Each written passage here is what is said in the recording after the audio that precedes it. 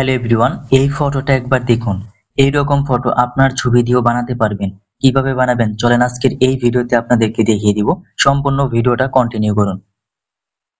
Okay guys, এই ফটোটা বানানোর জন্য সবার প্রথম আপনাকে গুগল জিমিনি ওপেন করে নিতে হবে। আশা করি আপনাদের সবার ফোনে গুগল জিমিনি আছে।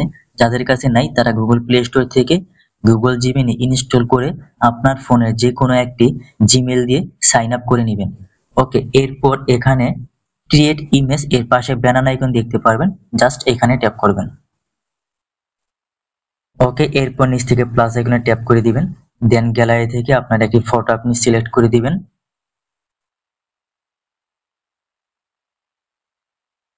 ওকে, এরপর ছবির নিচে দেখতে পারবেন ডিসক্রাইব ইউর ইমেজ, এখানে আমাদেরকে প্রম্পট দিতে হবে।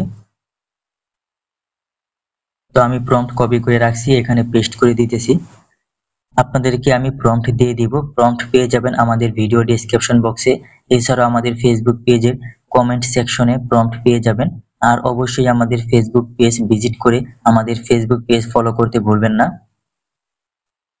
ওকে, এরপর প্রম্পট কপি করে এখানে পেস্ট করার পর জাস্ট সেন্ড আইকনের উপর একবার ট্যাপ করে দিবেন। ব্যাস, তাহলে কিছুক্ষণের মধ্যেই দেখতে পারবেন আপনার photo ready.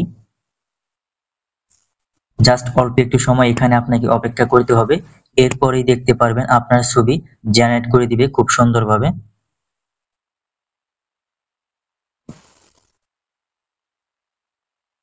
Okay guys, finally আমাদের ফটো জেনারেট কমপ্লিট।